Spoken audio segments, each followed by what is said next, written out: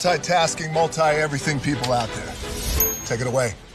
Find your glory, write your story, fearless feet will carry you. Time you own it, take your moment, be a fire burning through. Hustling from night until morning, grinding it out, it won't be long.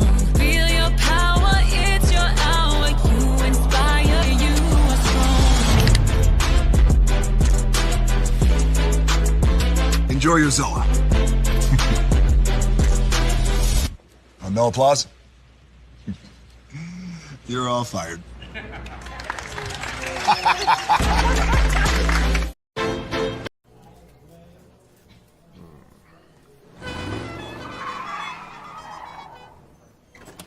Come with me if you want to live a more delicious life.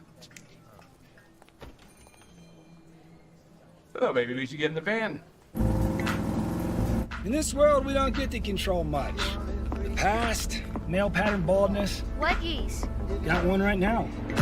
The urge to puff that bubble wrap. But there is one thing we do get to choose every single day. What we eat. Welcome to the Sonic Department of Research and Deliciousment.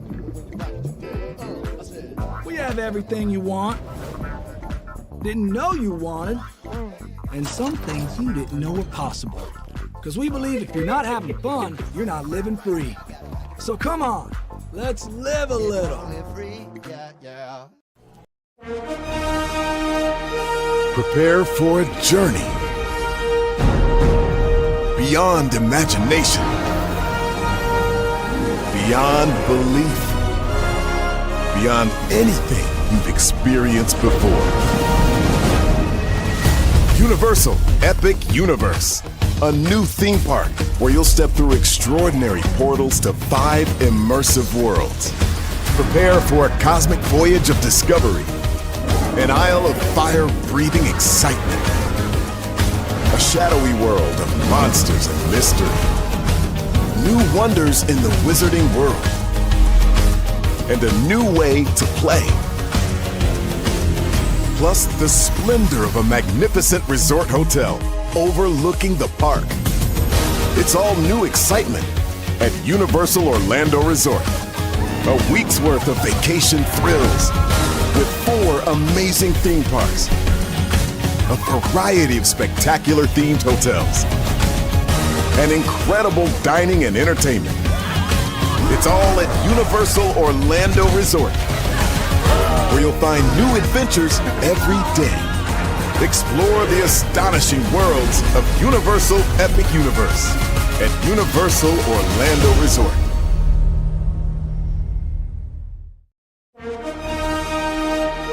Prepare for a journey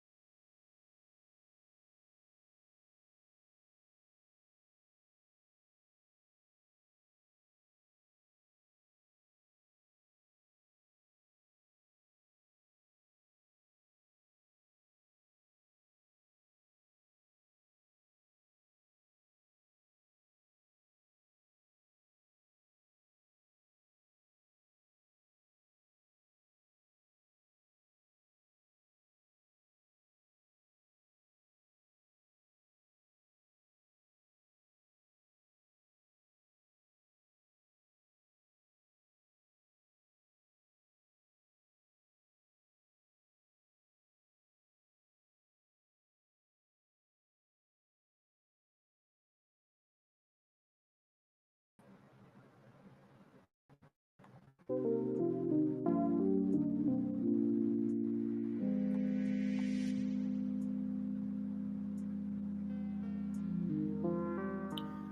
hello to you, and you. Welcome into another edition of Braylon's Virtual Tour Live. We're live on tour, damn it. StreamYard's trying to StreamYard, but damn it, I stream harder. Child, we got a lot to discuss. We have a lot to discuss. The updates are far from over with Jimmy Kimmel. I got a lot of intel for y'all on that, but also too, Netflix and NBC Universal. I need you to come to the front right fucking damn now. What the hell are y'all doing out here in this media game? What in the uckery are y'all doing? What in the media uckery is this? Let's talk about this because I can't. Higher is waiting, low is available, but either way, we are live on tour. Let me take down this iconic intro so you can see the thumbnail for the show this evening. ABC should be about always being a champion and partner for unity and honoring who invests into you and not being someone's concubine and toxic side piece for someone else, hateful fulfillment and disunity. Okay? That's where we are, ABC. Okay? That's where we are. That is where we are. Let me read it two more times. ABC should be about always being a champion and a partner for unity and honoring who invests into you and not being someone else's concubine and toxic side piece for someone else's hateful fulfillment and disunity. One more time. ABC should be about always being a champion and partner for unity and honoring who invests into you and not being someone else's concubine and toxic side piece for someone's hateful fulfillment and disunity. And then on the right-hand side, what in the media uckery is going on here? Child, we got a lot to talk about. Y'all get in here. We got a lot to discuss. Let me put up this banner. Get this comment back up here. You see that virtual tour background? Yes, you do. You hear that virtual tour music? Yes, you do. And then there is, hey, everybody, welcome in. Glad to have all of you here in the building. We got a lot to get to. Let me pull up this article from the New York Times. Now, of course, I'm not able to show y'all because, you got to create a free account and all that stuff. But no matter, because I got it anyway. Yes, indeed, I do. So let me zoom in on this. Right here. Give me a moment here, y'all. Sorry about the long intro. Usually the intro is not that long, so give me a moment. Here we go, y'all. In pressuring ABC over Kimmel, 47 may have crossed a constitutional line. The Supreme Court has distinguished bully pulpit persuasion, which is permissible under the First Amendment, from coercion and threats, which are not. Here we go. In 1963, 4 years before Jimmy Kimmel was born, the Supreme Court drew a constitutional line. The government is free to encourage and persuade private entities to support its policies, the court said, but the First Amendment forbids the government from using coercion backed by threats of punishment to suppress speech. I'm going to read that two more times. But the First Amendment forbids the government from using coercion backed by threats of punishment to suppress speech. But the First Amendment forbids the government from using coercion backed by threats of punishment to suppress speech. That line has been tested by ABC's decision to suspend Mr. Kimmel after the chairman of the Federal Communications Commission, President Carr, or House State Department, criticized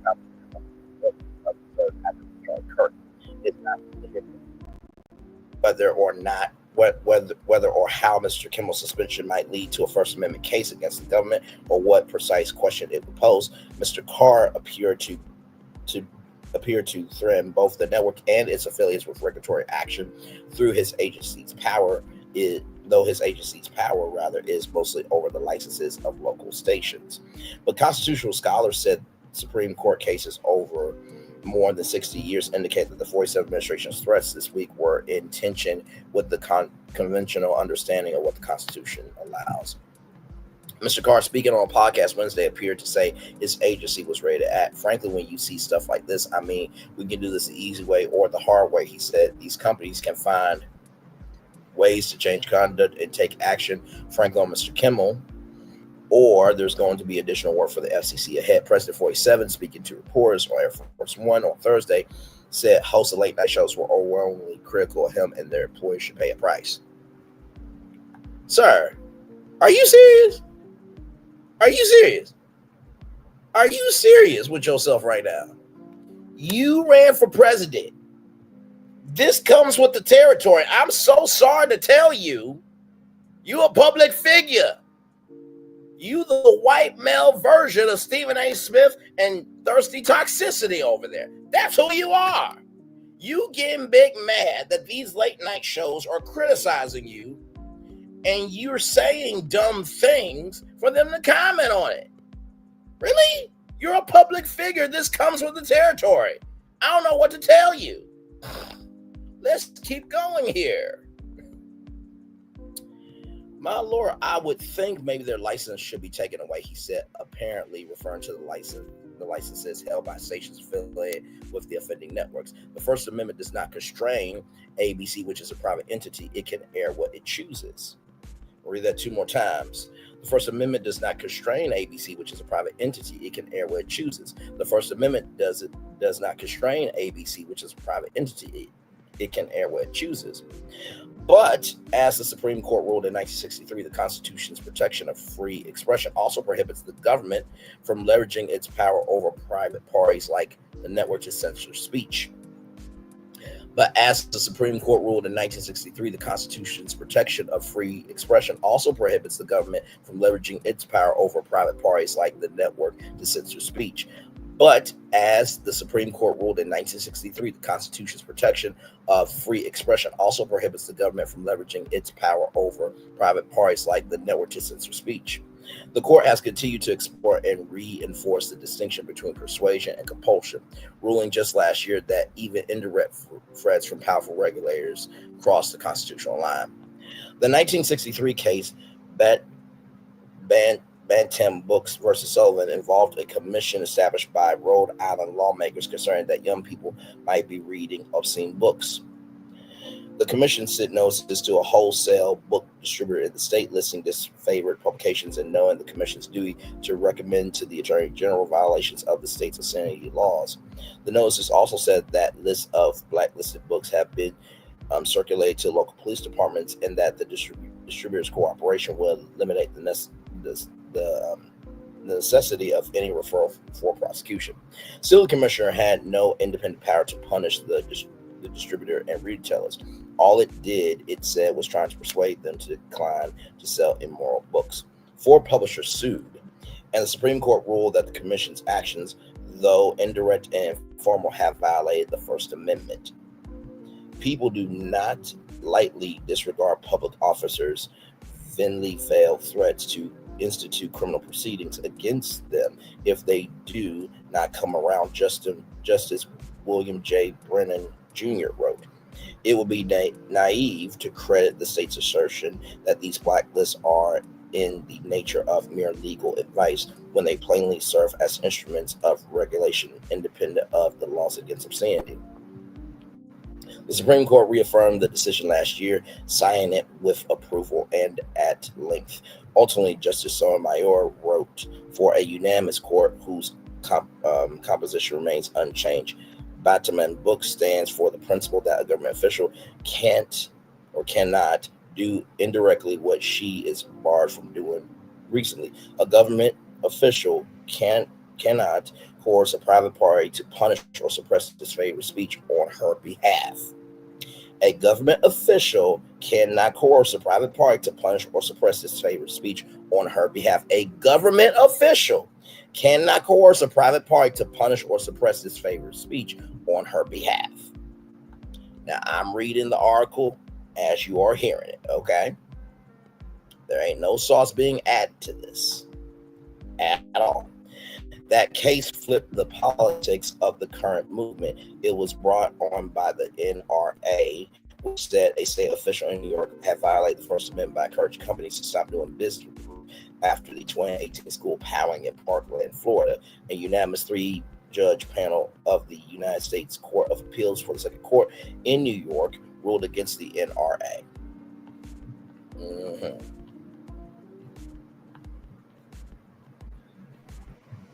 At the same time, however, government officials have a right, indeed a duty, to address issues of public concern. The officers' actions were on the right side of the constitutional law, Judge Chin wrote. Key documents, he said, were read in an even-handed, non-threatening tone, employed words intended to persuade rather than intimidate. The NRA appealed and was represented at the Supreme Court by the American Civil Liberties Union. The fact that the ACLU is defending the NRA here only underscores the importance of free speech, of the free speech principle at stake. David D. Cole, then the National Legal Director of the Civil Liberties Group, explained at the time. The case was at an early stage when it reached the justices, who were required to accept the NRA's version of the facts. It later emerged that parts of the NRA's account were open to discussion.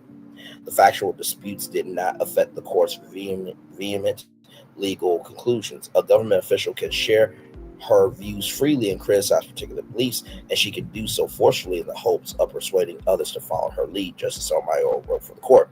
In doing so, she can rely only on the merits and force of her ideas, the strength of her convictions, and her ability to inspire others. What she can't do or cannot do, however, is use the power of the state to punish or suppress this favored expression. What she can't do or cannot do, however, is use the power of the state to punish or suppress this favored expression. What she can't do or cannot do, however, is use the power of the state to punish or suppress this favored expression. The NRA case involved Maria T. Vullo, a former superintendent of the New York State Department of Financial Services. Justice Sotomayor wrote that Ms. Vullo had direct regulatory and enforcement authority over New York insurance companies and finance service institutions. That is a significant power, but it is not comparable to the chairman of a federal agency with vast authority over the national discourse, to say nothing of the president of the United States. Generally speaking, Justice Sotomayor wrote, the greater and more direct the government official's authority, the less likely a person will feel free to disregard a directive from the official. The Supreme Court returned the case to the Second Circuit, which ruled against the NRA in July on different grounds. The Vullo decision illuminates the dispute over Mr. Kimmel's suspension, said Robert C. Post, a law professor at Yale, knowing that the Supreme Court recently and firmly announced that government officials cannot rely on coercion to suppress disfavored speech. Let me read that 2 more times here. Robert C. Post, a law professor at Yale, knowing that the Supreme Court recently and firmly announced that government officials cannot rely on coercion to suppress disfavored speech. Robert C. Post, a law professor at Yale, noting that the Supreme Court had recently and firmly announced that government officials cannot rely on coercion to suppress disfavored speech. Yet to all outward appearances, Professor Post said, that is exactly what is happening now as government regulatory bodies, subservient to 247, threaten to crack down on those who oppose conservative views. The Supreme Court has said that government regulation of broadcasters, given the scarcity of the airwaves, can be extensive than that of, say, the internet or newspapers. Mr. Carr alluded to that on Wednesday, saying of local stations that they have a license granted by us at the FCC, and that comes with it an obligation to operate in the public interest. But none of that can justify the FCC trying to pressure ABC into suspending Kimmel. Eugene Foucault, a fellow at the Hoover Institution at Stanford, wrote in a blog post on Thursday. In another Supreme Court decision last year, Murthy versus Missouri, the majority dodged the question of whether the Biden administration had violated the First Amendment by urging social media companies to delete what the government said was misinformation about topics like the coronavirus pandemic and the 2020 election. In that case, the court ruled that the challengers, Missouri and Louisiana, along with 5 individuals, had not shown that they were suffering the sort of direct injury that gave them standing to sue. Rather, were Mr. Kimmel to sue, he might well overcome that hurdle, but will have to prove that Mr. Carr's statements were coercive threats and that ABC acted in response to them rather than independently. I think there could be a case for that. When you say we can do this the easy way or the hard way, that's a threat. That is a threat. That is a threat. Without a shadow of a doubt, that is a threat. If you don't think it is, you must not have ever got a whooping before. We can do this the easy way, we can do this the hard way, okay? My Lord. In dissent in the social media case, Justice Samuel A. Alito Jr. wrote that the court should have ruled that the Biden administration was on the wrong side of the constitutional line. What the officials did in this case was more subtle than the ham-handed censorship found to be unconstitutional in Volovo, but it was no less coercive, Justice Alito wrote, and because of the perpetrator's high positions, it was even more dangerous. It was blatantly unconstitutional, and the country may come to regret the court's failure to do so. So there you go there. So, in pressuring ABC over Kimmel, 47, just want to read the headline 2 more times. In pressuring ABC over Kimmel, this is the first time I'm reading it. In pressuring ABC over Kimmel, 47 may have crossed a constitutional line. In pressuring ABC over Kimmel, 47 may have crossed a constitutional line. In pressuring ABC over Kimmel, 47 may have crossed a constitutional line. Okay. So that is that there. Now, I'm going to bring in some dynamic video here from Pondering Politics, because there were some people that were on Fox News that had some things to say. Let's watch. Donald Trump is facing more backlash from more Fox News hosts who are reluctantly calling out the Trump administration's abuse of power with respect to orchestrating the suspension of Jimmy Kimmel. But before we unpack all that, if you end up liking this video and you want to support the channel, please be sure to hit the like, subscribe, and alert bells before you go. All right, friends, we got a couple of clips to look at and some things to read, because the backlash from Fox News, the Wall Street Journal, the National Review, some of the big names in more conventional, conservative, and Trump-aligned politics and media are calling it out today. So that has been unsustainable for a long time. When ABC saw CBS pull the plug on Stephen Colbert, they realized we do not have to continue to make this kind of investment. CBS was the trailblazer. ABC followed suit. They were just waiting for the moment. And unfortunately for Jimmy Kimmel, he threw the door open and invited them to put his show on hiatus indefinitely. Will he come back? We don't know that right now. I do have an issue with some of the statements made by Brendan Carr, because if there were an FCC commissioner on the other side of the political spectrum, from someone maybe on this network, and they didn't like their speech, would they put pressure on, some of some of the advertisers? Yep. And, if someone from Fox moved on to Fox Broadcast, some of the owned and operated stations there, that's the part of this that I do not like. Well, imagine being able to build an app with your name. Now, for Fox News host, right, to say that, y'all, I think we all just have to admit, and when I mean all of us, I don't mean us, who've been standing on business about the First Amendment. I mean the rest of them, all of them. Let me flip the reverse around and back. All of them, the others, the deplorables, this, that, and the third, all around the world. I got mama say, makusa. Hallelujah.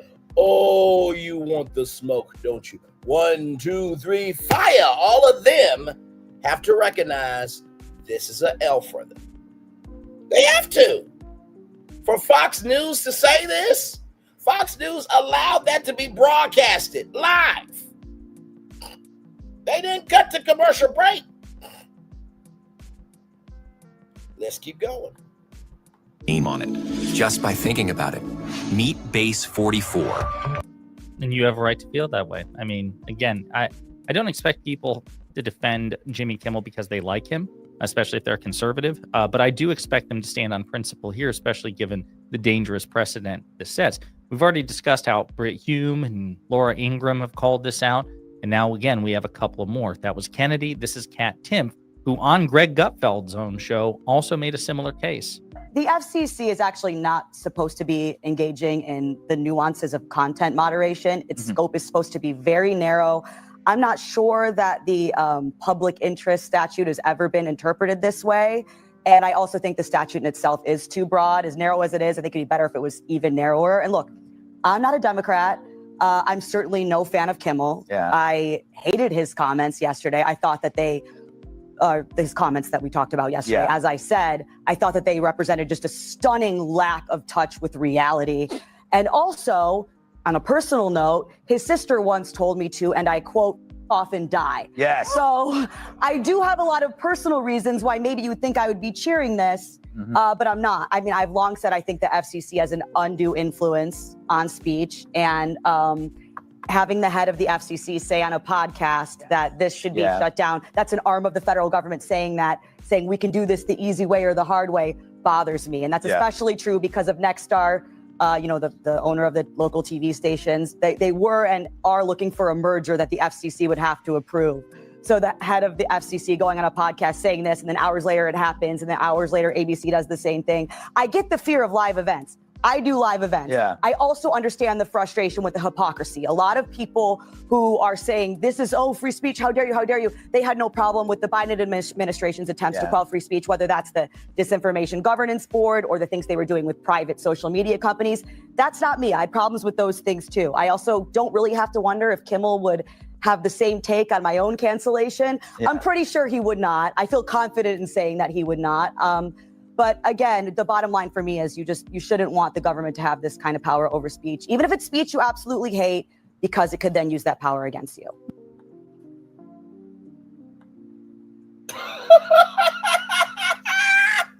Listen, I asked the question of rather is ABC being Thanos and trying to snap away free speech or trying to snap out free speech? That is the question for this first part of the show. Now, in case you don't know about this, just want to show you this here. This happened today as well.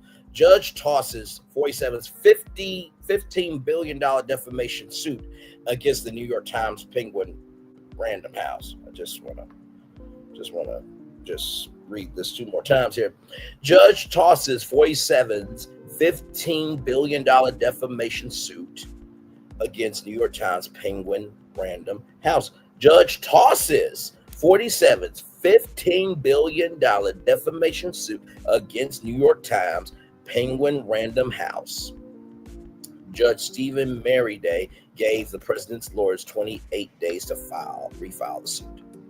Federal judge has tossed President 47's $15 billion defamation lawsuit against the New York Times and Penguin Random House, calling the complaint decidedly improper and impermissible.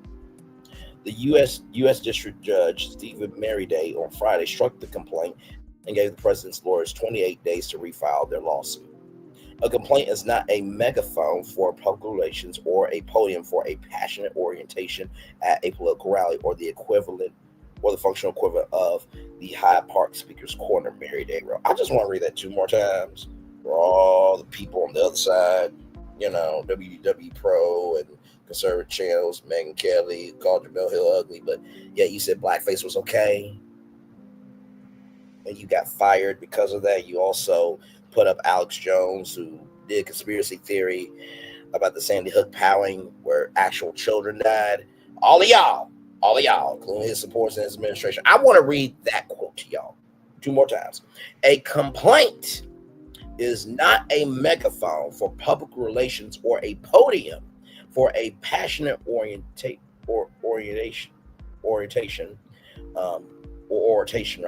at a political rally or the functional equivalent of the Hyde Park Speaker's Corner, Merriday wrote. A complaint is not a megaphone for public relations or a podium for a passionate orientation at a political rally or the functional equivalent of the Hyde Park Speaker's Corner, Merriday wrote. In the lawsuit, which was just filed on Tuesday, 47's attorneys alleged that the Times has become a leading and unapologetic and purveyor of falsehoods. not somebody who is leading an unapologetic and purveyor of falsehoods their damn self, trying to call somebody else that. Oh no, my Lord Jesus. Argues that a series of articles about 47, including a report that 47's former chief of staff John Kelly warned the president would rule like a dictator, an article about the making of The Apprentice, and a report about the controversy that has followed 47 amounted to be liable. Now, I do remember there were some former officials that came out and they warned us about you. They all signed on it. They tried to do it anonymously because they knew your fragile ego couldn't take nobody else having an opinion about you. Okay. Judge Merryday, in a blistering 4-page ruling, said he was throwing out the suit because it unmistakably and excusably violates the rules that govern civil lawsuits. Let me read that 2 more times. Judge Merryday, in a blistering 4-page ruling, said he was throwing out the suit because it unmistakably and excusably violates the rules that govern civil lawsuits. Judge Merryday, in a blistering 4-page ruling, said he was throwing out the suit because it unmistakably and excusably violates the rules that govern civil suits. A complaint is a short, plain, direct statement of allegations of fact sufficient to create a factually plausible claim for relief and sufficient to permit the formulation of an informed response, he wrote. Although lawyers receive a molecule of expressive latitude in pleading the claim of a client, the complaint actions far beyond the outer bound of that latitude. It tosses the complaint was procedurally improper. The judge did not weigh in on the merits of 47's defamation claim, giving his lawyers 28 days to refile it in a professional and dignified manner. Oh, my Lord! Not in a professional and dignified manner. Let me read that 2 more times to y'all. Giving his lawyers 28 days to refile it in a professional and dignified manner. Giving his lawyers 28 days to refile it in a professional, dignified manner. I mean, listen. It is what it is. Like, this is just a sweet victory, in the words of SpongeBob. Because, like, have y'all noticed ever since he's got in the White House that he has had opposition? Have y'all not noticed that? Like, y'all, a professional and dignified manner. A professional and dignified manner. A professional and dignified manner. This is a U.S. District Court judge who said this to the president and his lawyers. I'm giving you 28 days to get yourself together before I have to gather you. This happened today. This $15 billion lawsuit was thrown out.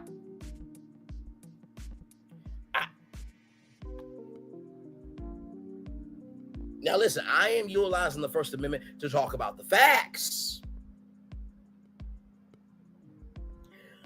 Because as Fullerton said, what the media-uckery is this? But he was saying that in terms of Netflix and NBC Universal. We'll get to that. We got a double header for y'all tonight. But as I was talking to Fullerton before coming on here on tour to be on tour for all you, Fullerton said, listen, you about your business, especially with developmental news. You don't play about your shit. And Fullerton will tell you, everybody will tell you, I cover the facts as they are. Okay? Okay? The Jimmy Kimmel Live that I did, all facts. The Tucker Carlson Live that I did, all facts. That's what Tucker said. But I notice y'all not talking about Tucker Carlson, though. Interesting. Yes. Y'all want to talk about this too?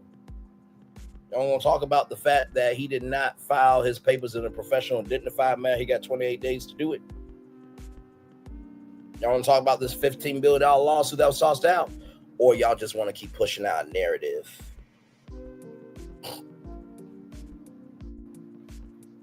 And negate the facts. And like I said before, to all of y'all that don't like mainstream media, get rid of your YouTube channel. Seriously, get rid of your YouTube channel. If you don't like it, it's crazy too, because isn't Fox News on YouTube? It is. You know why Fox News hasn't got rid of their YouTube channel? Because guess what? It is a digital network of videos, shorts, and live streams that people can watch Fox News for free.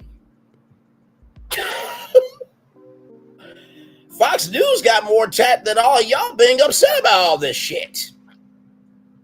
Because what in the media-uckery is this? Sincerely. Y'all want to get mad. Big mad. Y'all want to argue. Y'all want to go to hell and everything in between about a narrative you want to talk about, but yet let anybody else fight against that narrative. It's a problem. Now, I'll just say this. I saw WDW Pro today talk about a DEI job and Disney paying $250,000. Now, listen, obviously you ain't talented enough for Fox News, because if you were, you would be there.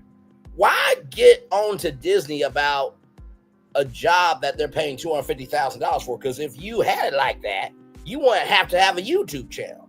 Megyn Kelly wouldn't have to do SiriusXM and YouTube. None of y'all would have to do YouTube if you had it like that. It's always the ones dragging everybody else. Meanwhile, they ain't got shit for their damn self. I'm just keeping it a buck. Okay. Well, it can go to all. You can get some more context, conjunction, connection. And listen, this ain't personal. I'm just pointing out the facts. Okay.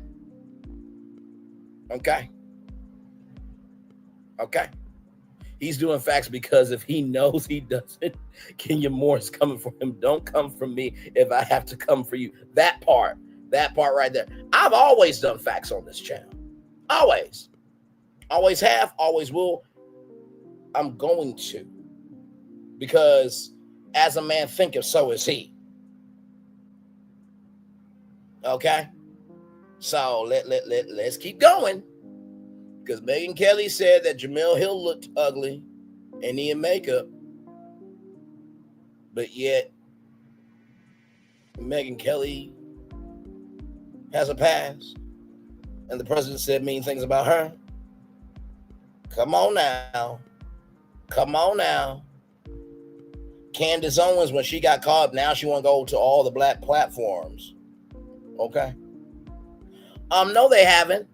And they will be stupid to do it.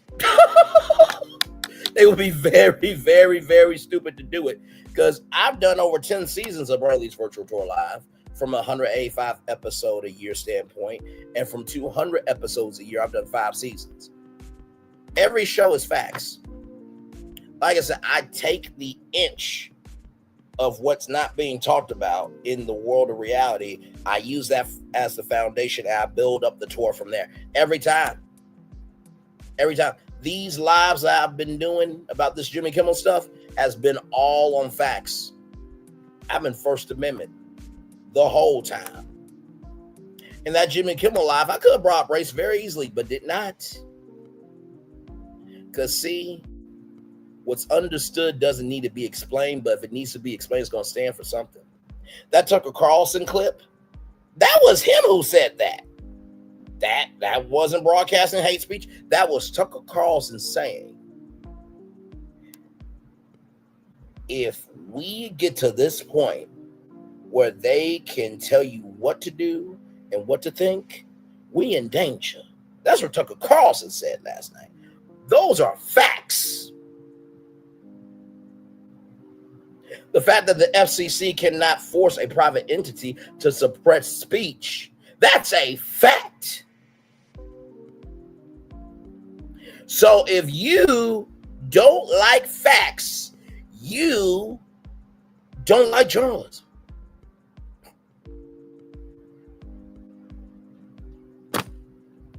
If you don't like facts, you don't like being informed. If you don't like facts, how in the flying fuck have you lived this long of a life?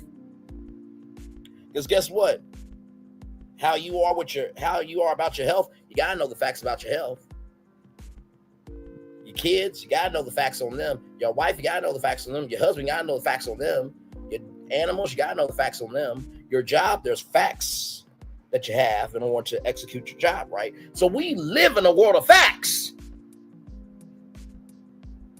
So the fact that people want to be big man, want to argue, want to get up on their high horse like Stephen A. Smith, which that house Negro's going to fuck up that bag. Mark my words. Because let me tell you something, nobody wants Stephen A. Smith on late night TV, not here, not there, not anywhere. Do you really think we want a loud, obnoxious, bloviating motherfucking piece of shit who is only grifting to talk about other shit because he ain't got nothing else to him? Stop that shit. At 11:35 at night, you don't want nobody loud. You want somebody who is relatable, who is understanding, and who can create space to have a good time. And I posed to challenge Stephen A. Smith. Let's both do a late night show on ABC. You got your format, I got mine. Let's see who comes out. But Stephen A. Smith won't do that. Oh, no. Because he don't like to lose. He don't. He likes to be the head ninja in charge. Everything in between. And before anybody says, well, Braylon Stephen A. Smith is bigger than you. Here's the guy, he's bigger than you too. But here's the gag of it all.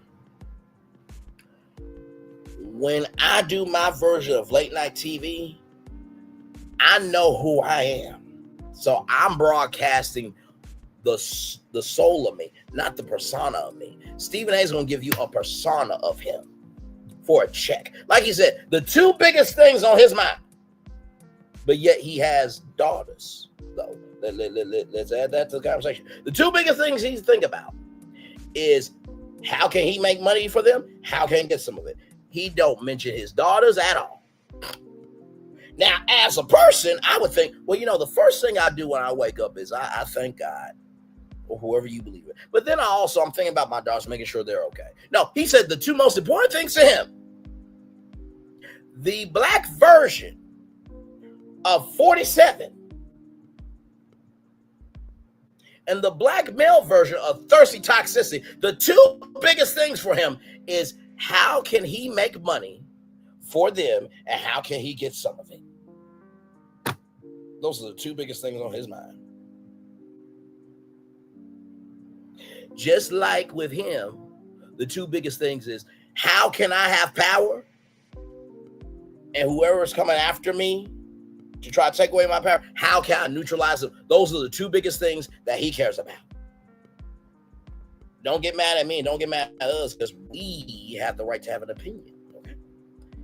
Mary Day, who was appointed by President George H.W. Bush, said the complaint contains 80 pages of repetitive claims and praise for 47, but fails to establish the 2 counts of defamation alleged. So your lawyers wrote a Diddy Party freak off essay of praise and Lord 47, but could not come with any merit-based evidence of how you were maligned? Oh my. What in the media-uckery is this?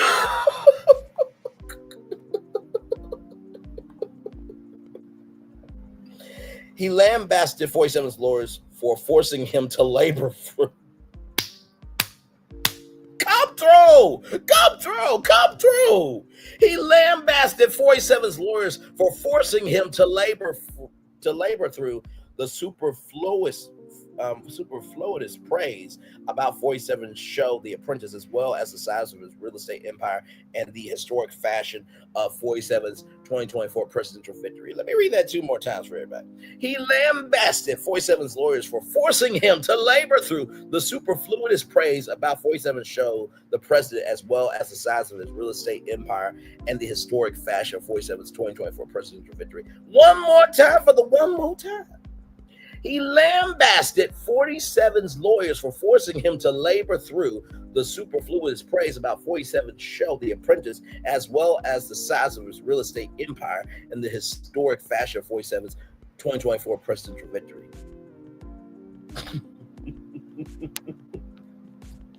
So a U.S. district judge who was chosen by a Republican president said, "This is some bullshit. Get this the fuck out of my face and lay your ass down somewhere, lay there, roll over, and take it," in the words of Maurice Scott, and move the fuck on. So even your own is tired of your shit. Okay. Like Fortune said, what in the mediocre is this? Even assuming that each allegation in the complaint is true, a complaint remains as an improper and impermissible place for the tedious and burdensome aggregation of prospective evidence, for the rehearsal of tenuous arguments, or for the protracted recitation and explanation of legal authority punitively supporting the pleader's claim for relief, the judge wrote. As every lawyer knows or is presumed to know, a complaint is not a public forum for vituperation and invective, not a protected platform to rage against an adversary. Oh my God! Oh my God! Oh my God! And y'all think ABC is going to listen to y'all? Oh my Lord! This is from a U.S. district judge. Oh my Lord! As every lawyer knows or is presumed to know, a complaint is not a public forum for vituperation and invective, not a protected platform to rage against an adversary. One more time for the one more time. As every lawyer knows or is presumed to know, a complaint is not a public forum for vituperation and invective, not a protected platform to rage against an adversary. That's what Judge Mary Day said, a U.S. District Court judge appointed by President H.W. Bush. George H.W. Bush, okay? A Republican president. Okay. Filed in the Middle District of Florida, the lawsuit names the New York Times and Times reporters Peter Baker, Russ Bettner, Suzanne Craig, and Michael Schmidt as defendants. The lawsuit also named defendant Penguin Random House, the publisher of Craig and Butner's book Lucky Loser.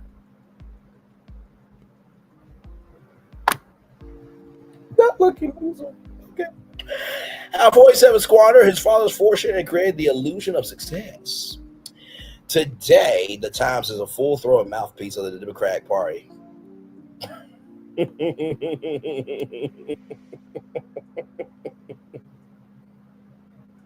And you don't think that the Washington Examiner is not?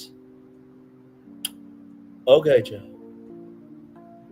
The newspaper's editorial routine is now one of industry-scale defamation and libel against political opponents. You do know they have like a big crossword puzzle that's known to the world.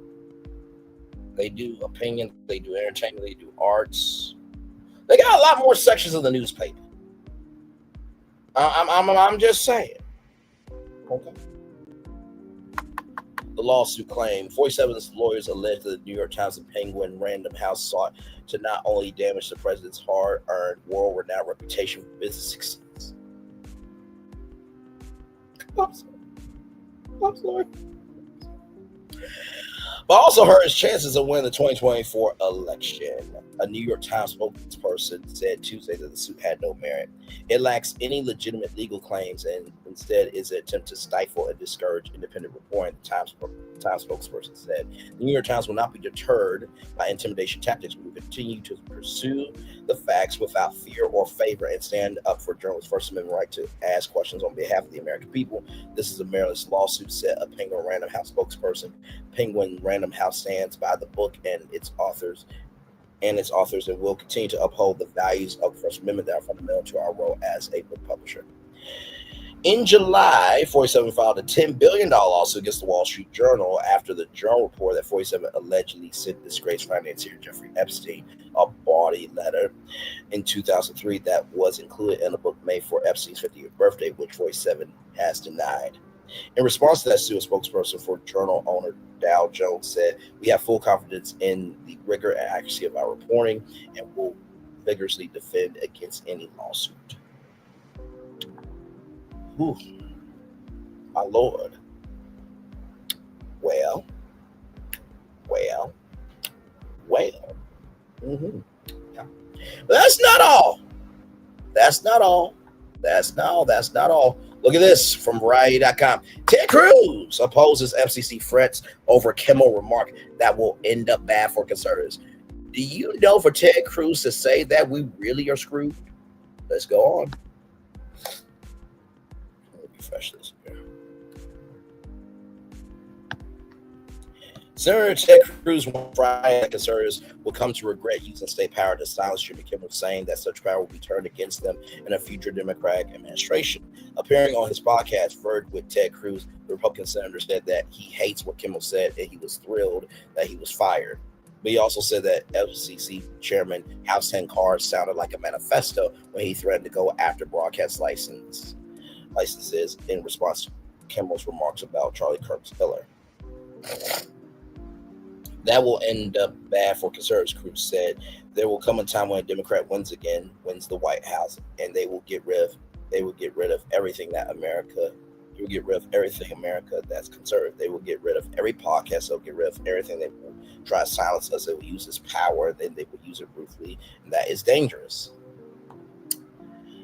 You know, it's quite interesting that he would say that, because ain't that kind of what y'all are trying to do right now with Jimmy Kimmel and just people having an opinion? I'm just asking a question. Kimmel was pulled off the air Wednesday, hours after Carr threatened to take action against ABC affiliates if Disney did not act. There are as yet no plans to return him to the airwaves. I did see the title of the video saying that ABC wants Kimmel back, but he has to cool down the temperature. Kimmel touched off conservative outrage in his monologue on Monday when he said that the MAGA gang was desperately trying to characterize his kid who murdered Charlie Kirk as anything other than one of them. President 47 has expressed his full support for Carr. Speaking to reporters on Air Force One on Thursday, he issued his own warning to broadcasters that they should lose their license for being critical of him. You know what's really interesting about that? Speaking of what in the media uckery is this, you know, if they lose their license, you do realize, like, nobody will be able to see you in terms of your press conferences. I'm just saying. He does like to be on TV a lot, so you reject the license, right? So now they're financially responsible, right, for not paying and doing their end of the bargain, and then you don't have access to the American people.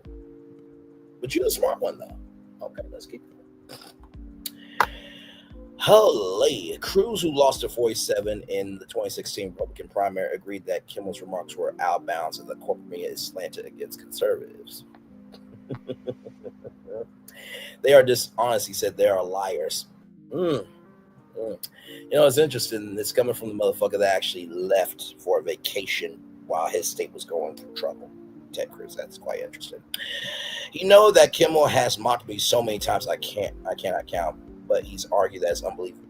But he's argued it's unbelievably dangerous to try to shut down speech the government doesn't like. It might feel good right now to threaten Jimmy Kimmel, he said, but when it's used to silence every conservative in America, we will regret. And so again, I like house and car, but we should not be in this business. We should denounce it. Trying to say what Jimmy Kimmel said was deplorable. It was disgraceful that he should be off the air. But we shouldn't be threatening government power to force him off the air. That's a real mistake. Cruz also said that Kimmel has become profoundly unfunny after 47's victory, which he said broke late night comedy. His brain melted when 47 came into the White House. Cruz said it's now unwatchable. Well, that's not the only person who has something to say. Michael Eisner. Hello, I'm Michael Eisner. Hello, I'm Michael Eisner. Hello, I'm Michael Eisner. Hello, I'm Michael Eisner. Hello, Michael Eisner. Ex-Disney CEO Michael Eisner weighs in on Jimmy Kimmel's suspension. Where has all the leadership gone? Where has all the leadership gone? Where has all the leadership gone? The former Disney leader called the suspension of the late night program yet another example of out-of-control intimidation. Former Disney CEO Michael Eisner appeared to take aim at Bob Iger and the Disney brass Friday as he railed against the decision to suspend Jimmy Kimmel. Where has all the leadership gone, if not for University presidents, law firm, managing partners, and corporate chief executives standing up against bullies? Then who will stand up for the First Amendment? Eisner wrote in a post on Twitter on Friday. Eisner called the decision to suspend Kimmel show yet another example of out-of-control intimidation. He wrote, the suspending indefinitely of Jimmy Kimmel immediately after the chairman of the FCC's aggressive but yet hollow threatening of the Disney company is yet another example of out-of-control intimidation. Maybe the Constitution should have said Congress shall make no law abridging the freedom of speech or of the press except in no one's political or financial self-interest. Eisner added, by the way, for the record, this ex-CEO finds Jimmy Kimmel very talented and funny. Eisner ran Disney from 1984 to 2005, a period that saw the so-called Disney Renaissance, when animated musicals like Beauty and the Beast, Little Mermaid, and The Lion King made a significant cultural impact and reignited at the box office. But Eisner famously was forced out of the company, and a shareholder rebellion that cleared the way for Iger's leadership following a colorful and tempestuous final few years at the top, and that were chronicled in books like Disney War and Keys to the Kingdom, how Michael Eisner lost his grip. For a time, Eisner was synonymous with the Disney brand. He once even hosted the Wonderful Walt Disney Show. His criticism asked the mounting unrest over his decision to suspend Kimmel over remarks made about the power of right activist Charlie Kirk. Several politicians and industry figures have spoken out in protest on Thursday. Hollywood union members protested in front of the main gate to the Walt Disney Studios in Burbank, pushing back against what they saw as an infringement on free expression. You know, it's so funny. Let me see something real quick. I want to bring up something.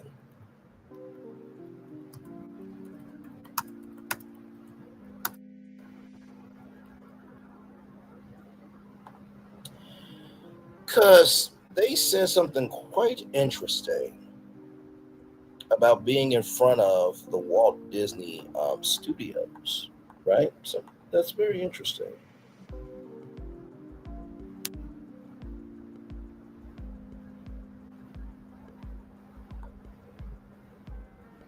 So these are the secret. So this is the documentary called Secret Lives of Walt Disney. So there was a union strike, right? There was a union strike where Walt Disney said, you know, if you want your own, you know, shot in life, then the law of you need to do something about it. And so all these animators, right, they did a strike in front of the Walt Disney Studios, ladies and gentlemen. Listen. We don't learn from history. It's doomed to repeat itself. Now, these ladies were here because he said that he could do, you know, in-person documentaries. He doesn't need animators, right?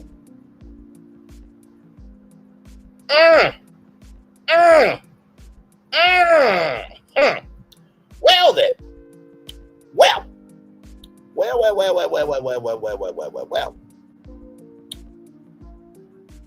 Ooh, Lordy. And by the way, a fun fact for you all, one of the animators in Walt Disney almost got into a bit of a scuffle. And guess what? Roy Disney, doing the right thing, got the union thing together, and Walt Disney lost it. So, just keep it $1. And by the way, everybody, I just want y'all to know this. The movie Dumbo, the song, "Oh, we're gonna hit up our boss for a raise," that was during this time. Okay, just want y'all to know that. Now, with that being said, let's get to this. Our reporter. How Jimmy Kimmel's suspension went down, sponsor panic, a defiant host, and a painful call. Disney's Bob Iger and Dana Walden wanted to know how Kimmel was going to address the situation. Sources say he planned to defend what he said rather than kowtow to the outrage. Disney thought that would fan the flames. Bob Iger, I know your ass is not talking with you wanting to get rid of Hulu, sir. You want to fold Hulu into Disney Plus. Here's the thing. Disney Plus is known for animation and kid stuff, okay? You got Disney, you got Marvel, you have Pixar, you have National Geographic, okay? And then there's Disney, there's Marvel, there's Star Wars, there's National Geographic, and Pixar. All those brands, right? The reason why this Hulu decision is such a dumbass decision is because, and Fullerton will know what I'm about to say here. And hey, that blind lady, good to see you, my friend. Yes, indeed. With that being said, I'm going to get to your comments here in just a minute. With that being said, do y'all remember Touchstone Pictures? Disney could not do a movie with blood in it. They couldn't do a movie with horror, and they couldn't do anything adult, right? Alien Encounter, ladies and gentlemen, the scariest ride ever to be at Walt Disney World. So they made Touchstone Pictures to be able to do adult content, and it worked. So now that you're folding Hulu into Disney Plus, guess what? For content creators like myself, do you really think that Braylon Lee's virtual tour is going to go right along with the wonderful world of Mickey Mouse on Disney Plus? You must be out your ever-loving mind. To utilize my dad's words, I said, Dad, do you think Braylon's virtual tour could work on Disney Plus? No. To then I asked, do you think it'll work on Hulu? He said, yes. I said, why? Because it's adult content. And you got 50.5 million subscribers on Hulu. You got rid of your Disney Plus app, which, by the way, do you not know that free advertising video on demand streaming content is huge? Tubi has 100 million monthly active users. You got Xumo, you got Pluto TV. WB TV is supposed to be coming out soon.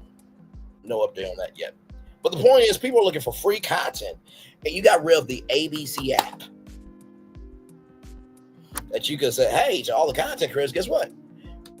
We are going to do a content creator search, and we will put 20 shows up on the ABC app, and on Hulu. And if you bring back Touchstone Pictures to create content for A&E Global Media and for Hulu and for ABC, guess what? Now you have all of your audiences, not just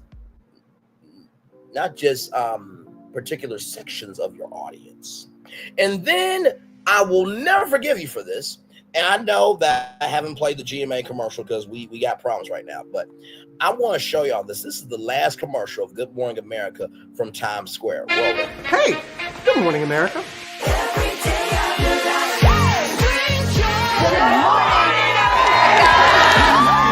Good morning, America. Good morning, America. Good morning, America. Money. Are you ready? They are ready. Covering the biggest events in the country right now. There's a lot going on here. It's always a good time. That's what the show's about. That's good. Really good. Very good. Coming in hot. Jimmy coming in hot. It's far from elementary. Oh. Good morning, America. I'm not going to try to strut like Michael or anything. I have known George a long, long time. Have you ever gotten him to dance? Look at that face. You don't just see it, you feel it. I'm in. I'm in. I'm in too. I'll be here. I am here and so happy. I'm in. I'm in too. I'm in. That tells you something when Snoop Dogg's in. Michael, George, Lara, Ginger. You see how that has an energy, Bob Iger? You honored Robin Roberts with a plaque in the middle of Times Square.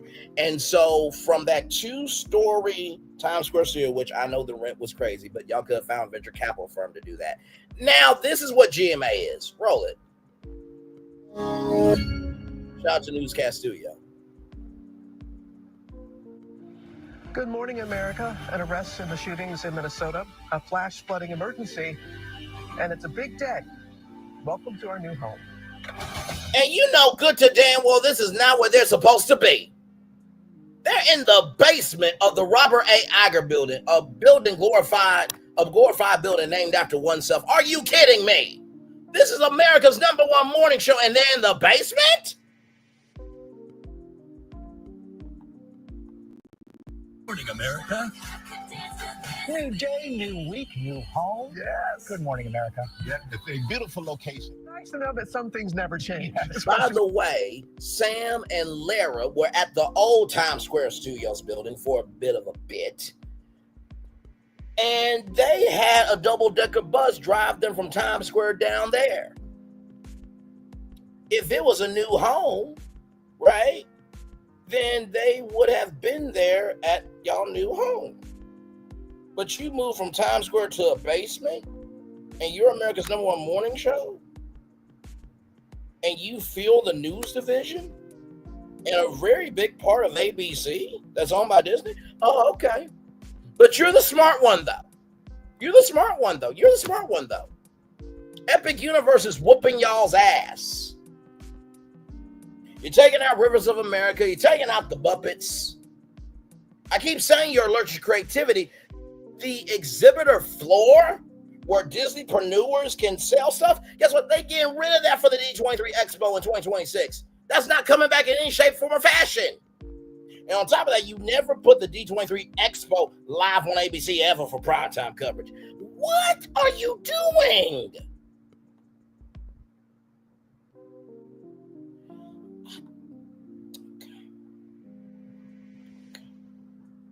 Okay. Let me catch up on your comments. There was this iconic video clip of a vintage film classic. One post said they don't just make films like they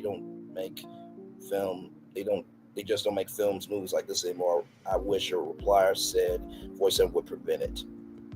What in the common occurring? I like that. That's funny. Hey, that blind lady. Hey, gorgeous. Good to see you. Ted took a cruise. Ted Cruz. Brandon just gave him a great cruise at advertising. You know what? You know, for that, you know what you get, Florian, from me? You get this. Well done, son. That blind lady says that's 2 out of my top three favorite. That's 2 out of my top 3 favorite opening monologues for shows. I've been watching Saturday Night Live since I was 5 years old. There hasn't been an episode I haven't seen. Absolutely. Now let's get back to this here. And listen, Bob Iger. I don't hate you. I don't. I hate the decisions you're making. Okay, there's a difference. All right. And I need the media industry to recognize just because y'all are here don't mean you don't have the right to be criticized. Okay? All right, let's go. Okay. On Wednesday, Disney caved to pressure from various partners and benched Jimmy Kimmel Live. Ultimately, the decision was Bob Iger's and Dana Walden's, but there was more leading up to it than previously reported. On Monday's episode of his long-running ABC late-night talk show, Jimmy Kimmel mocked MAGA Republicans for scrambling to distance their own ideologies from those of Charlie Kirk's alleged murderer, Tyler Robinson. In the days following Kirk's murder, the left and the right were quick to point fingers at each other over Robinson's perceived political leanings. We've hit some new lows over the weekend with the MAGA gang desperately trying to characterize this kid who murdered Charlie Kirk as anything other than one of them and doing everything they can to score political points from it, Kimmel said during the monologue. The joke kicked off a social media shitstorm. Hollywood Report's words, not mine. A source with information tells the Hollywood Report it died down temporarily. But almost immediately after FCC Chair House Hen Carr's appearance on Ben Johnson's podcast, the storm of shit became a bigger swirl. Within hours, multiple ABC station owners held calls with senior Disney leadership expressing their concern with the comments. As like a source tells THR inside of ABC, multiple conversations with Kimmel were had at the executive level. The first person says, though the talks had not yet reached Bob Iger, TV head Dana Walden, the execs wanted to know how is Kimmel going to address the situation on Wednesday night show. The answer was not satisfactory to management sources say.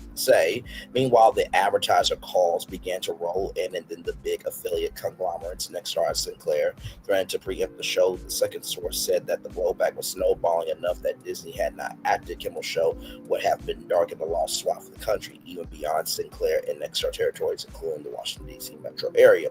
The situation became a safety issue as Disney employees saw their emails doxed, per the first source. Even some received death threats. And of course, you know, when you have people like WDW Pro posting people's comments that are Disney employees, that doesn't help either. And listen, right is right, wrong is wrong. I don't think it was right for WDW Pro to post those comments of Disney employees, just like it wouldn't be right for anybody to dox WDW Pro. You see, the reason why nobody's ever going to have smoke for me, because I'm about principle. If it's not cool to do it to them, let me flip it reverse where I'm at. If it ain't cool to do to you, it shouldn't be cool to do to them. Can we at least agree on that? Rolling on. Holy, Disney wanted Kimmel to address the situation in a way that would take down the temperature, but what he had planned was going to fan the flames of the mega fan base, the source says. A source of Jimmy Kimmel Live counters to the Hollywood Report that Kimmel's planned on-air address was not going to make it worse, but that he simply wasn't kowtowing to the outrage. Kimmel was defending what he said as being grossly mischaracterized by certain people, the show source says. THR, the Hollywood Reporter, reported on Wednesday that Kimmel did not plan to apologize for his comments, but did plan to address the situation on air. Talks between Kimmel and Disney/ABC hit enough of a stalemate that executives there decided Wednesday's episode of Jimmy Kimmel Live had run out of time to be salvaged. The show's live to tape time was not far off. The studio artists was lined up outside, but had not yet been brought in. Jimmy Kimmel Live tapes live at 4 p.m. Pacific time. Now, for those of you who are wondering, wait a minute, Bray, why is it called Jimmy Kimmel Live? There was a point in time where Jimmy Kimmel broadcasted his show live. Now, there's a couple of things. A tape show is, let's just say that if I was doing Braylon's virtual tour live in front of an audience, we would do, segment 1, segment 2, and then what we would do is we would do a little something like this. What is this feeling that everyone's feeling? Ding, ding, ding. With such feeling. Ding, ding, ding. This winning feeling. Ding, ding, ding. This tingle of success. This sensation of triumph. Ding, ding, ding. Oh, I can feel it! This season, everyone gets the winning feeling. Win guaranteed prizes like $250,000 and more. Only at Dave & Buster's. We would tape segment 1, segment 2, and then, go commercial break. They do what they do with the commercial breaks. Segment 3 and 4, do that. Live to tape is that they do the show straight through, right? They do the show straight through. But live is live with a delay. The delay is there just in case anything happens, right? So they tape the show live at 4 p.m. and then that gets transmitted at 11:35. Okay, so that's a little behind the scenes of the Inside of B. Okay, let's indeed that.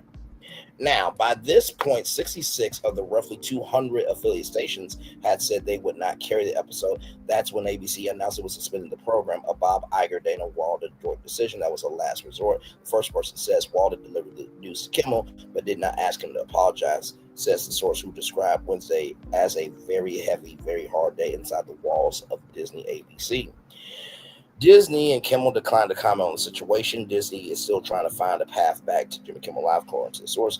At the top, executives are hopeful, but note that the future is up to Kimmel's willingness to participate in the cooling off process. Of course, the future of Jimmy Kimmel Live is also at least sort of up to the ABC affiliates. The source could not say how many affiliates would have to be on board for ABC to continue business with Jimmy Kimmel Live.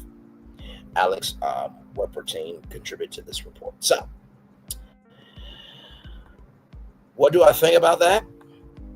First of all, shout out to the Hot Report for getting that intel. I think that for what it is right now, I think that this energy that's around the First Amendment, I think it is definitely having an impact for sure. Sometimes in life, we have to be humbled down so we can be lifted up higher. I think that this moment right now is definitely a way to see who's about and who's not, right? That blind lady says all of this. Wow, Fox can get on there and just tell all kinds of lies, point fingers, and cause all kinds of violence, but yet they still on the air and they're not even the real news. That part. This is why they start changing the curriculum in schools so that you repeat history. They are unaccountable. They are unaccountable for their version of it. Absolutely. And finally, last article, and then y'all, I did say what I said in the thumbnail, right? Because Netflix and NBC Universal, I need y'all to come down front.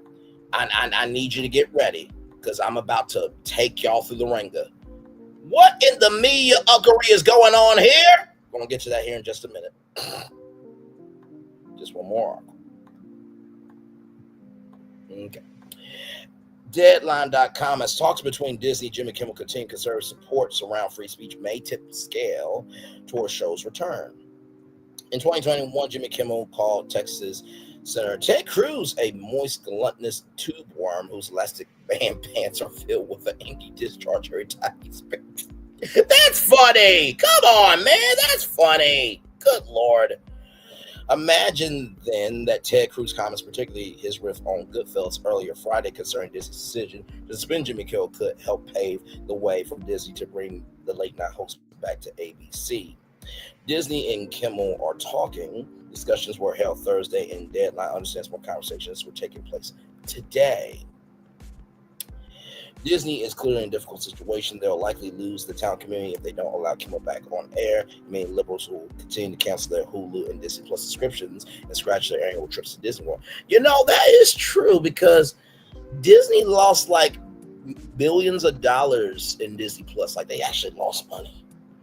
And by the way, Disney, I don't know if you know this, but the bulk of your revenue is through your theme parks. 60% of your revenue is your theme parks. 60% of your revenue is theme parks. Yes. Moving on. But if they return Kimmel on ABC without a full-throated apology over his comments about Charlie Kirk's alleged killer, which the comedian is seemingly unwilling to give, MAGA supporters will be unapologetic and rail against the corporation in a way that could make the Don't Say Gay issue seem quaint. There are plenty of people who believe Kimmel shouldn't apologize and that what he said was taken out of context, amplified by the right-wing media, and merely a stalking horse to allow FCC Chair House Head Carr to threaten Disney, knowing full well it will have NFL-shaped business administration and embolden right-leaning local station groups that are simply trying to compete with their own multi-billion-dollar deals that require legislative changes. But some insiders believe that the Mouse House could take cover provided by the likes of Cruz, Mike Pence, Tucker Carlson, the editorial board of the Rupert Murdoch-owned Wall Street Journal. Cruz today said Carr, who he stressed he likes, was using tactics right out of Goodfellas, speaking on his very podcast, that he said firing Kimmel would mean that Democrats, when they enter the next White House, could use the president to silence conservatives.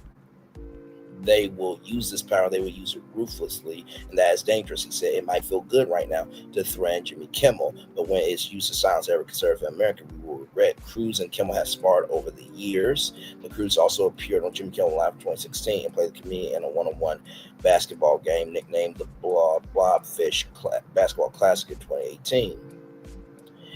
Cruz is also not just any Republican senator. He's the chairman of the Senate Committee on Commerce, Science, and Transportation, the the body that has oversight over the FCC. Former Vice President Mike Pence has also entered the debate. He said he would have preferred that the chairman of the FCC had not weighed in. Similarly, the Wall Street Journal came out against the move. An opinion column. The paper's editorial wrote, "The political cycle of using government to punish opponents is taking the country to dark corners that result in less freedom and less free speech for all sides." Kimmel's comments Monday associating Charlie Kirk's Iller with the MAGA gang were false, callous, and stupid, but they weren't inciting violence. In a free society, they shouldn't be cause for the government to push someone off the airways compared to the malevolent garbage on social media about Kirk and his Iller. Mr. Kimmel's words were only mildly offensive, it added. Even Carlson has warned about the death of free speech. Speaking a day before the Kimmel News, the former Fox News host said, "You can hope Charlie Kirk's death won't be used by a group we now call bad actors to create a society that is opposite of the one that he worked to build." Kimmel's former Man Show co-host Adam Carolla, who has leaned right with his politics, also defended his friend. "I know Jimmy to be a very good guy and a generous guy," he said on a podcast. We agreed to we disagree politically, but who cares? We disagree on piece of topics as well, but doesn't mean we don't talk. All of this comes as Disney tries to find the best route forward. There's a growing sense of optimism within Disney that they will navigate their way out of the situation, but it's not clear what this looks like for Kimmel, who is keen not to put his entire staff out of work, particularly so soon after the rioters and after strike shut them down in 2023. Kimmel isn't speaking, but some others in his orbit are. David Letterman, who knows a thing or two about taking on his corporate owners in late night, said Thursday that he received a text from Kimmel and he joked that he was sitting up in the bed taking nourishment. "He's going to be fine," he added. Carolla said he also received a message from Kimmel saying strange times out here. Bill Simmons, an old friend of Kimmel's who worked on Jimmy Kimmel Live in the early years and shares a manager in James Baby Doll Dixon. Shout out to Howard Stern, because I think he also had James Baby Doll Dixon as well as a manager. A lot of people know James Baby Doll Dixon. Talked about the situation during the opening 13 minutes of his Espionage podcast. He said he had not talked to Kimmel, but he became more optimistic over the last day or two that Disney may find a way to bring him back on the air. There was such a groundswell against Disney this week that I actually went from thinking there was no chance for the show to come back. I thought Jimmy, rightfully so, was going to dig in. Maybe that was going to be it. He said, but maybe this flips. Maybe what Disney is realizing is that at some point you got to stand for something. At some point you got to stand by a person who has been one of the best people you've had for 20 plus years. All he's done to elevate your company has come through time and time again, all these different ways. Simmons may not have talked to Kimmel directly when he said that, but as someone who has known him for nearly 25 years, he's likely better placed at reading the room than many commentators.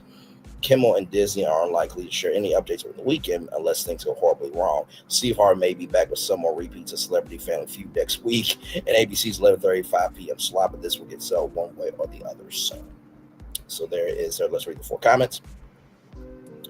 Even if he does return, he shouldn't. His career is over. Shame on Disney for bending the knee to a tyrant, bringing back Jimmy. JFC, how are you so dumb? They are smarter than anyone that doesn't understand their rights, apparently. So, with that being said, let's roll on because it's time to bring Netflix and NBC Universal to the carpet. Boycott. The only thing he did was point out how voiceover had no sympathy for his lost friend when you're talking about that ballroom that nobody wants. The Dems don't know what they want to do with power when they get it. A lot of people believe that, my friend, for sure. All right, y'all, let's get to it. I need to know one thing and one thing only. What in the mediocre is going on here? Let's talk about it. Got a double header for y'all tonight. Here we go. Now, this man's name is John Campa. Very good brother. Let's watch him. As you see here, Netflix preparing bid to buy Warner Brothers. Here we go. It looks like Netflix is getting into the bidding war for Warner Brothers. Now, you guys remember, we talked about this last week. News dropped like a bomb that Paramount, now under the control of Ellison and his Skydance company, has put together a bid to actually buy Warner Brothers and buy them outright. Not just half of it, because Warner Brothers has announced they're going to be splitting into 2 separate companies, one for broadcast television, one for the movie studio and HBO Max. They want to buy the whole damn thing. Well, now, according to the trade newsletter, Puck, probably the most popular one in the business, they're now saying that they have sources telling them that Netflix is, in fact, preparing a counter bid to also buy Warner Brothers. Now, details on whatever this bid would be were not really provided by Puck. It doesn't really clarify whether it be like Paramount, they're going to try to buy the whole damn thing, or if they're going to just offer to buy, let the company split in half and then just buy the Warner Brothers Studios and HBO Max sort of thing. Didn't really specify.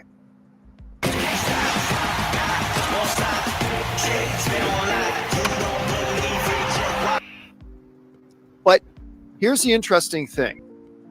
Once that news came out via Puck, other reports started to surface that Comcast. NBC Universal may want to be getting into this too. You guys might remember that when Disney bought Fox, they were competing against NBC Universal. As a matter of fact, correct me if I'm wrong, guys, but Disney was going to buy Fox, and I think the price tag was something around $45 billion. And oh, yeah, great, they're going to buy it. And then Universal came and said, wait a minute, we're going to make a bid. Yeah. And by the end of the day, Disney had to spend almost $30 billion more than what they were planning on spending because they had to outbid Comcast, NBC Universal, which might have been NBC Universal's plan all along to make Disney spend an extra $30 billion. Anyway, so now it sounds like they might be getting into it as well. And Rob, we might be seeing now David Zaslav getting maybe what it exactly was he wanted, which was a bidding war for Warner Brothers and to make his shareholders a buttload of money. Whether that's the case or not, I mean, who knows?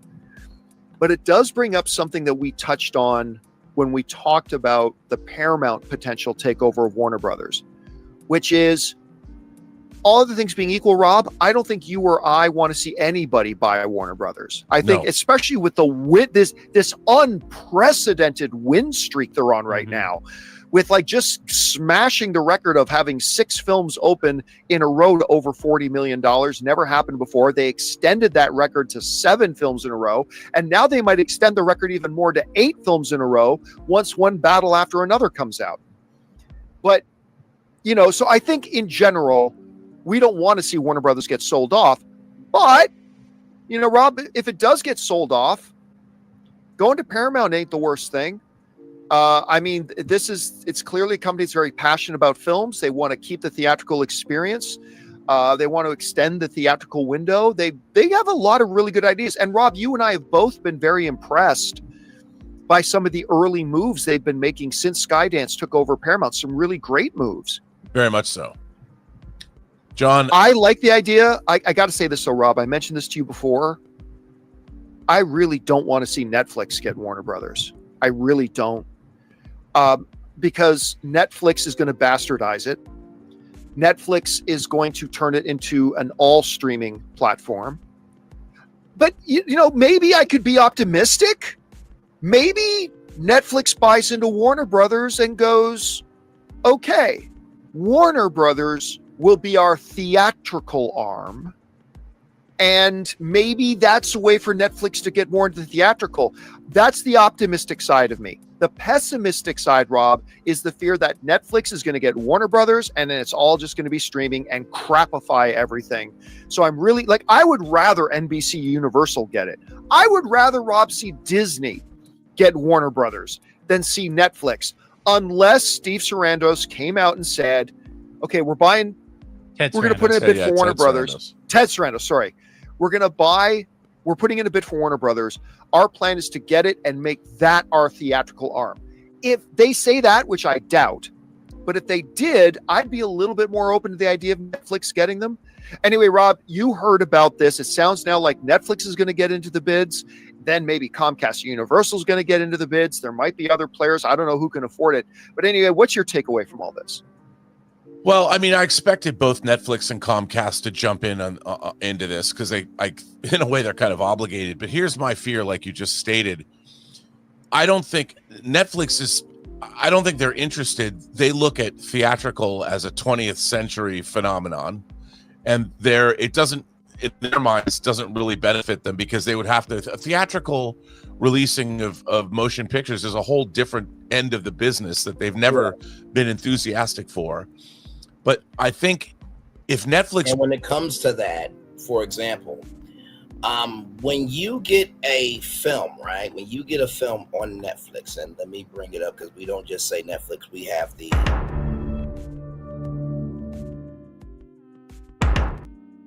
for it. When you have a film on Netflix, it is exclusively on Netflix. Now, for those of you who may or may not know, there is this movie franchise called Knives Out by Rian Johnson, one of the greatest film franchises ever. Glass Onion got a limited theater release, but Netflix didn't want to do it. But what ended up happening was the demand was so high that they had to add more releases to it, right? Okay. Now they also have, Wake Up Dead Man, a Knives Out mystery. They're doing the same thing there. So in a world that Netflix goes after this from the theatrical side, I can see that too. And imagine, Netflix, I believe they already got their own studios, but imagine them also having Warner Brothers backlot as a part of Netflix's company, right? And imagine the portfolio of what Warner Brothers Discovery has as well. I'm gonna let this keep going, but you're going to see why I'm very pissed off at both Netflix and NBC Universal. But let's keep going. were to buy Warner Brothers, it could kill theatrical completely. Because if Warner Brothers pulled out of releasing movies theatrically, how do the other studios, what do you have left? Paramount and Amazon have committed to theatrical, but maybe, Disney still makes a ton of money, but and then you've got Lionsgate and A24 and a lot of other small, but can three major studios and maybe 20th Century Fox will throw, or 20th Century Studios will throw in, but how do you support a theatrical industry that needs movies 24/7, 365 days a year? How do you do that? And if you lose a major, Warner Brothers would be a huge blow to theatrical. And I don't want to see that happen. And the thing about Netflix is, John, it's like, even when they were making movies for the drive-in. You ready for the next adventure, pal? There's another dimension. It's exactly the same as ours, but it's better. In, say, the 60s and 70s. There is a philosophy behind filmmaking that happens when your movie is going to be projected on a giant screen. Yeah, 100%. When you know that you're going to be theatrical, or you're going to be in the drive-in, the way movies are shot, the way movies are lit, everything about the philosophy behind making films changes. Part of the reason that a lot of Netflix movies are the way they are is because it's known, especially in post-production, that these are just going to stream. Yep. So even the way movies are lit it's done differently. And philosophically, if we're just going to get a bunch of, the whole, look, I understand they want the whole Warner library, but I don't want to see DC Universe movies made for streaming only. I want the philosophy, HBO's TV series look different than anyone else's because of their philosophy of how they're made, how they're lit, how many nits that they're going to be when you have. That's why sometimes when you watch like The Long Night, people are like, I can't see it, it's too dark. Well, things are changing, and I don't think Netflix would be good for the business if they bought Warner Brothers at all. Can you imagine? And I want to pause it there because that gentleman said so many articulate things. He is absolutely right. The way I'm doing right now, Braylon Lee's virtual tour live for YouTube is for YouTube. But if Braylon Lee's virtual tour live was on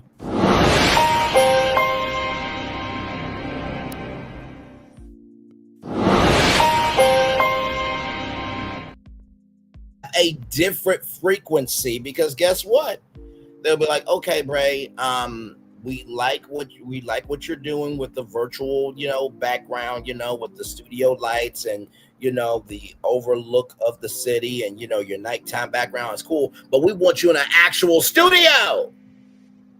Because if you're being an entertainment news show, we need you to step up and execute the assignment. So if you have Netflix,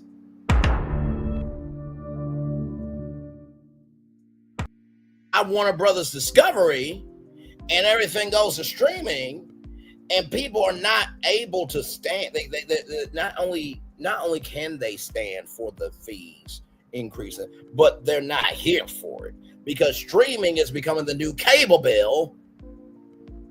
Now you're fucked.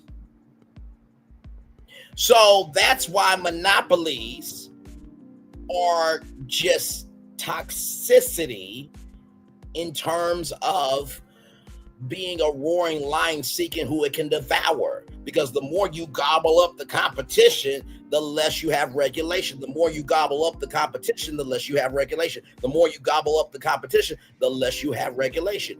Which is why I did the thumbnail the way I did it for Netflix and NBC Universal of what in the media-uckery is going on here?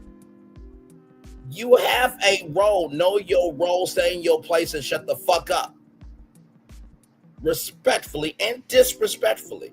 That gentleman said everything. I just want to add a little bit more. Imagine if Sinners had gone straight to streaming.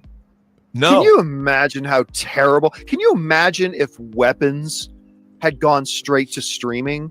And, I'm glad you brought up like Amazon and stuff like that, because Amazon, you and I were both really impressed with Amazon's presentation at CinemaCon. I mean, they have a rich, robust theatrical lineup coming out. They are clearly committed to theatrical. Apple is becoming more and more committed to theatrical. I would even be okay with Amazon or Apple getting it. It literally the only player in this game. And I'm a Netflix fan. Don't get me wrong. I am. I love watching the shows on Netflix. I do. But they are absolutely dead last as far as who I would want to see eventually pick up Warner Brothers, if anybody picks them up. So, guys, we want to thank the sponsor of today's episode, Prize Picks. Look, you and I make decisions every day, but on Prize... That's pretty much the end of the video. I want to read this here from Screen Rant. Shout out to John Campa. From Screen Rant, a new report reveals that streaming giant Netflix is considering placing a bid to buy Warner Bros. This news comes shortly after reports surfaced that Paramount was also looking to buy the studio behind Sinners, Weapons, and Superman this year alone. After CEO David Ellis's presumptive all-cash bid, Warner Bros. Discovery Puck's Dylan Byers has followed up to reveal that a well-placed Hollywood source called to suggest that Netflix is also considering a bid for David Zasloff, Warner Brothers Discovery CEO and president's assets.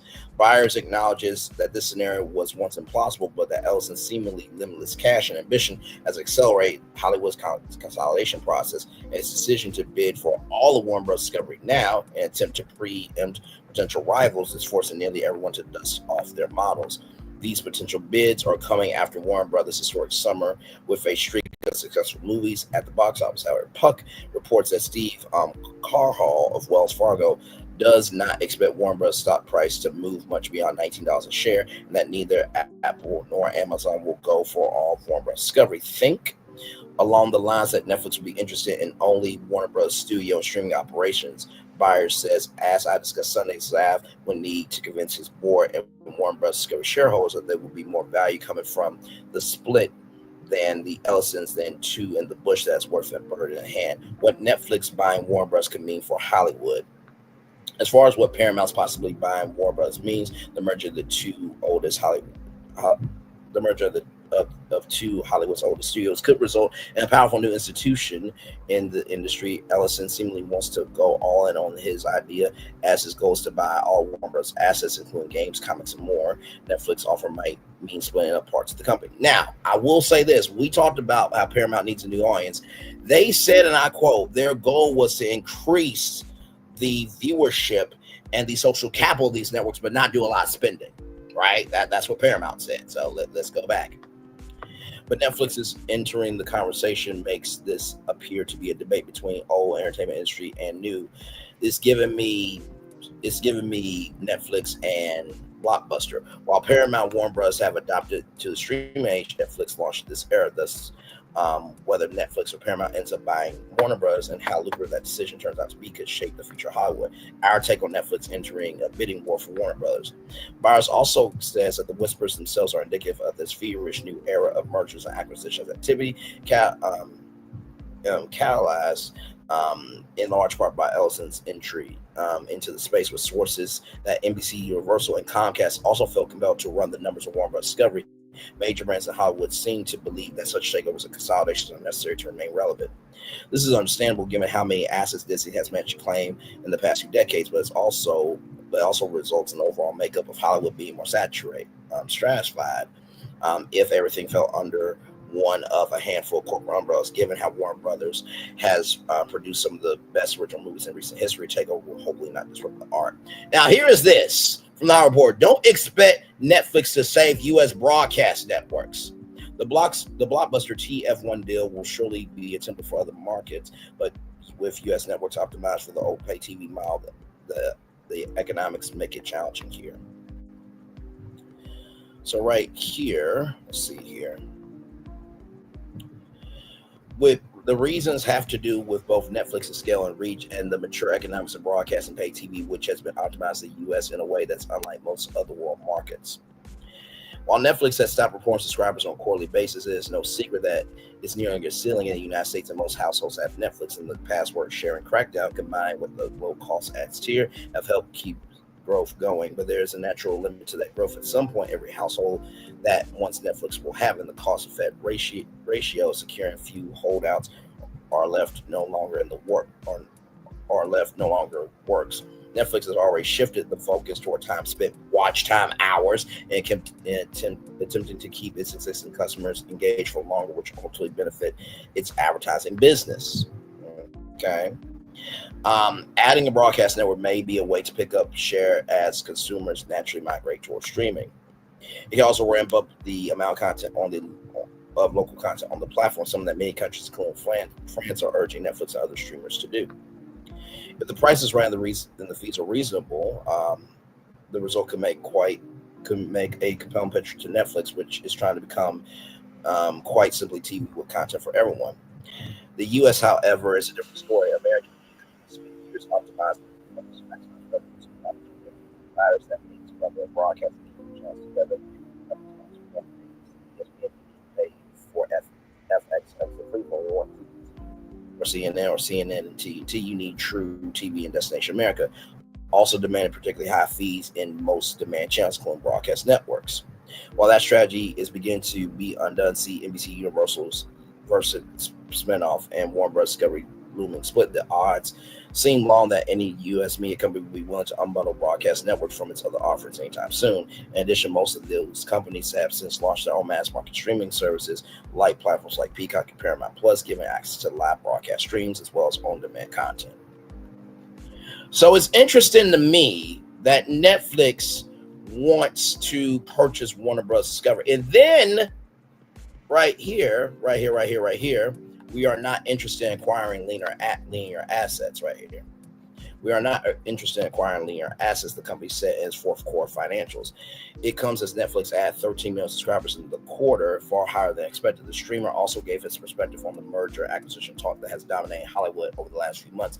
Essentially, it doesn't believe that any more consolidation will change the competitive environment given what's come before. As the competitors adjust to these changes, it is logical to expect further consolidation, particularly among companies with large and declining linear networks. We are not interested in acquiring linear assets, nor do we believe that further merger acquisition among traditional entertainment companies will materially change the competitive environment given all consolidation that already has happened over the last decade in its results. So, it is interesting now that Netflix wants to get in the game.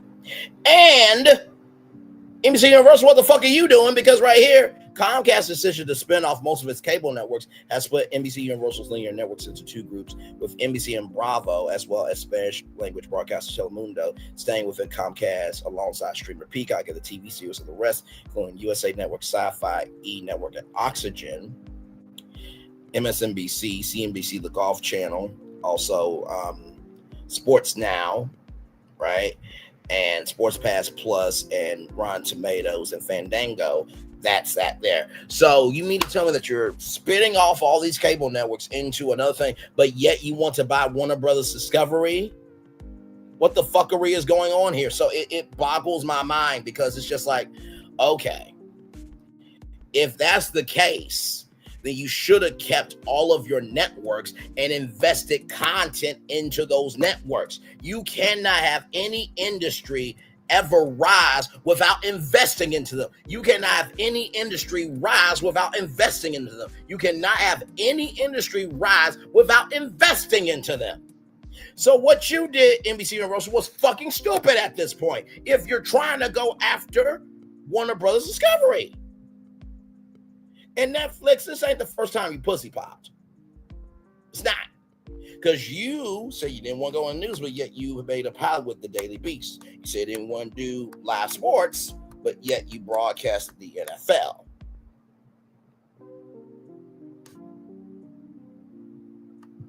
Okay. Listen, don't play in my face. Okay, please, because I keep up with everything. Okay? So I'm going to turn off my camera now, because we've done the whole show for over an hour. Yes, we have. Hang on. For over an hour, yes, we have. Y'all, listen, the fact that we got that doubleheader done, well done to you, well done to me, well done to all of us. Child, gotta tell you something. That was a lot. That was a lot. That was a lot.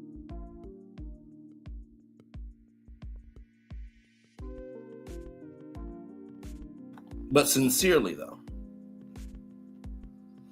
what are we doing? And I'm upset, NBC Universal, just a little bit, because you have great brands. You just got to find a new soul for them. But with Netflix, I'm beyond heated, because this isn't the first time that you flip-flopped. And there's nothing wrong with having a different opinion. But when you are so gung-ho about streaming and you do a move like this, right? A potential move at that, it's providing instability, because it's like, okay, you live streamed the SAG-AFTRA Awards, which, by the way, during the writers and actors strike, the writers and actors could not work with Netflix or anybody else, but yet you still we're going to broadcast the SAG-AFTRA Awards in the midst of a strike. So the energy that I'm having here is like, you can do what you want to do, but just be responsible for how you go about it. That's why I said what I said with the thumbnail here, right? Of what in the media uckery is going on here. Because, like, really? Like, NBC Universal, if that's the case, just invest in your content. You had a whole program called NBCU Launch Unscripted Accelerator, where 5 content creators were supposed to win a $20,000 development deal. I haven't heard nothing. There were supposed to be results on January 1st, not a thing. And like I said, with Netflix, you are partnering with content creators more and more, and y'all say that content creators make more money, but it depends on the size of the creator and the social capital that you guys feel like you could take from that creator, right? So for smaller shows like myself, we got to work and grind until it is brand proof. But you're hitting a wall, because if Netflix is Netflix, you shouldn't have to go after another media company to keep yourself together when you broke the industry. So that's what I have to say on that. So it's, child, the fact that we got all this in, I didn't know if I could, because I was like, okay, Jimmy Kimmel, more news is coming out. But then when I saw that news from John Campa, shout out to John Campa and his great team over there at the John Campa show, I was just like, I have to talk about this. I have to talk about this. I sincerely have to talk about this. So, yes, indeed. Child, listen. Listen. So as we get ready to head off here, because I definitely want this show to be clipped because there was a lot of information. With Jimmy Kimmel, I do believe that the fact that these conversations are happening, the fact that people are getting pissed off about that the First Amendment is under attack, hopefully what this will do is this will give us a great lesson when the 4 years is up, that we vote for people that are about standing up for something, not just falling for anything to just exist and have a role and have a check in their bank account. Okay. With Netflix, right? Netflix and NBC Universal trying to go after Warner Bros. Discovery. We still have to remember that all these media companies have debt, right? You gotta remember all these media companies have debt. And when they have debt, things will be cut. Y'all remember that shark? One shark had BET in its mouth, the other one had the Oprah Winfrey Network in its mouth, right? So if we don't recognize the moves that are happening around us, we will be blinded by what we're seeing in front of us. If we don't understand the moves that are happening around us, we will be blind to seeing what's in front of us. If we don't understand the moves that are happening around us, we will be blind to what we are seeing in front of us. And that's just keeping it a buck. Sincerely. I really do believe that the live that I did on Warner Brothers on Warner Brothers Google Discovery, I think that could happen. I think that Google really could be a player. If you missed that live, please go back and watch it. Put a lot of work into it and talking about the power of Warner Brothers and their movie and TV magic, right? Combined with the unscripted powerhouse of Discovery and with the technology and infrastructure of Google, right? Because you know YouTube is the second biggest search engine right behind Google. And of course, all the networks that Warner Bros. Discovery has, they all have YouTube channels, so that will help content creators be able to showcase clips from that. Here are the sharks right here. These two black networks could be ate up by DEI, so please go watch that live. But like I said before, you have those entities combining, and like I said, all the channels that Warner Bros. Discovery has have YouTube channels. They have Warner Chapel Music, which will help with YouTube Music, right? And then of course, all the networks that Warner Bros. Discovery has, guess what? YouTube has some of the best talent in the world. You give those people a show through the Warner Brothers Google Discovery platform, ladies and gentlemen. Like I said, all I do is give the best I have, and I let you guys consume what you want to hear, but hopefully in due time you will understand that I'm not just saying this just to throw down, I'm saying it for a purpose. We can know the possibilities of what can be. And so with that being said, let me just show you Warner Brothers Google Discovery, because I definitely want the show to be clipped. There was a lot of good intel in here tonight. A lot of good intel in here tonight. Yes, indeed. Okay, come on now. Please, come on. Come on. There we go. So there is Warner Brothers Google Discovery there. With that being said, everybody, it's time for the best outro on YouTube. Know what you do and do what you know. Never say you want more special, because you are always born a blessing and trust. You may not be where you want to be, but by the end of it, you'll be where you need to be. Do what you've been chosen and do wise. One thing to call yourself, another thing to be chosen.